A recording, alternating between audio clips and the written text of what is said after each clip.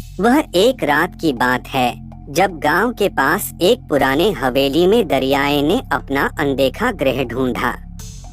उसने सुना था कि इस हवेली में पुराने समय की चित्रित वस्तुएं और अजीब अजीब सभ्यताओं की बातें सुनाई जाती हैं।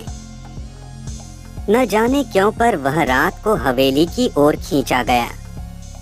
हवेली की बूंदाबांद सी गलियों में धीरे धीरे चलते हुए उसने एक बड़े ही आत्मीय समारोह को ढूंढ लिया। चमकदार चिराग, पुरानी किताबें और उस गवाही का अंबर जो वर्णित करती है कि इस जगह पर कुछ अतीत के अनुभवों के अत्यंत अद्भुत और डरावने घटनाक्रम हुए हैं। दरियाए को यह सब बहुत आकर्षित करने लगा। उसने अदृश्य शक्तियों के इस माहौल में खोने का एहसास किया। तभी एक बड़ी सी किताब का पारंपरिक दरवाजा उसे ध्यान में आया।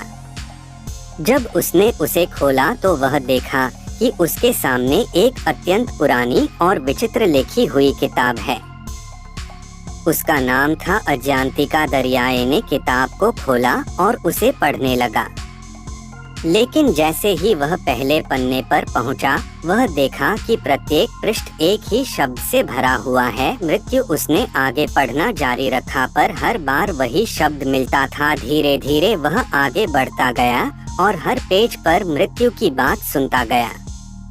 उसे लगा कि यह किताब कोई बाहरी शक्ति या ब्रह्मांड का अनुपालन कर रही है।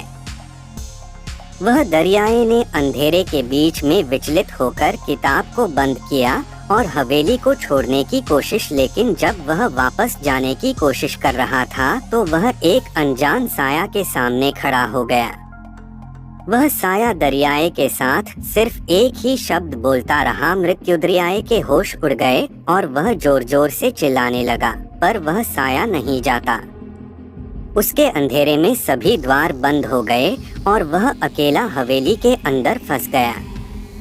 वहाँ उसकी चीखें और चिल्लाहटें हवेली के दिए। रात की ठंड में एक छोटे से गांव में एक वृत्तिक बाजार में सभी कुछ चुपचाप था।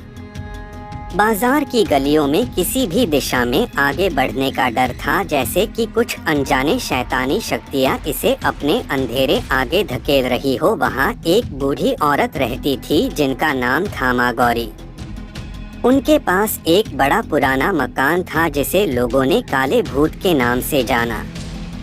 लोग कहते थे कि उस मकान में कोई अद्भुत रहस्य है जिसकी वजह से रात के समय कोई भी उसे पास से गुजरने से डरता है। एक दिन एक नौकर लड़का, नाम था विक्रम, गांव में अपने दोस्तों के साथ चुटकुले में उसे उस मकान का वार्ता हुआ।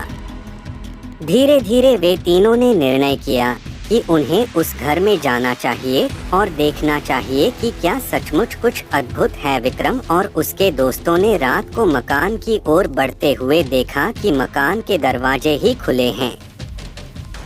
उन्होंने धीरे धीरे मकान में प्रवेश किया। उनका हृदय धड़कने लगा। मकान के अंदर कुछ अजीब लग रहा था। वे अंधेरे को जीतकर उसे जाने के लिए तरस रहे थे। जब वे मकान के अंदर आगे बढ़ते हुए अंधेरे में हल्ला करने लगे तो उन्होंने कुछ अद्भुत देखा। मकान के कोने में एक वृत्त की शिलाहार की ओर उनकी नजरें गईं। उस शिलाहार के सिर पर एक भयानक चेहरा बना था जो किसी ने कुछ समय पहले बनाया था। विक्रम और उसके दोस्तों की आवाजें फिर उस मकान से बाहर आईं। उनके होश उड़ गए। वे जब बाहर निकले तो उन्होंने माँ गौरी को बताया कि उन्होंने क्या देखा। माँ गौरी ने मुस्कुराते हुए कहा, वह केवल एक रूप है जिसे लोगों ने उसे अद्भुत और डरावना माना है।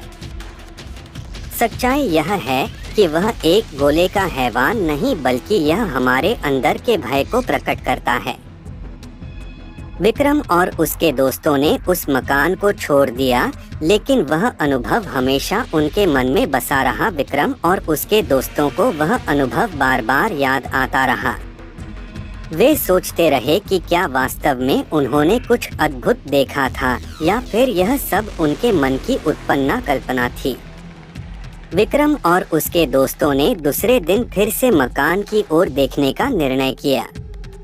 इस बार जब वे मकान के अंदर पहुंचे तो वे उसी शिलाहार की ओर ध्यान देने लगे।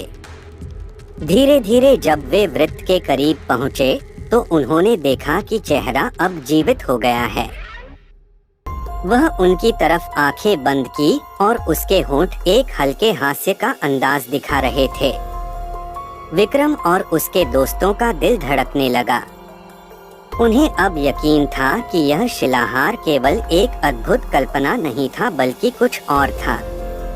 चेहरा उनकी ओर बढ़ा और वह बोला, तुम्हें यहाँ क्या चाहिए? विक्रम और उसके दोस्तों का दिल धड़कने लगा और उन्होंने एक दूसरे को देखकर घबराया चेहरा मुस्कुराया, मैं तुम्हें नहीं चोट पहुँचाऊंगा, मैं तुम्हारी साथ करूँगा। उनकी आवाज में एक अद्भुत शांति और सजीवता थी।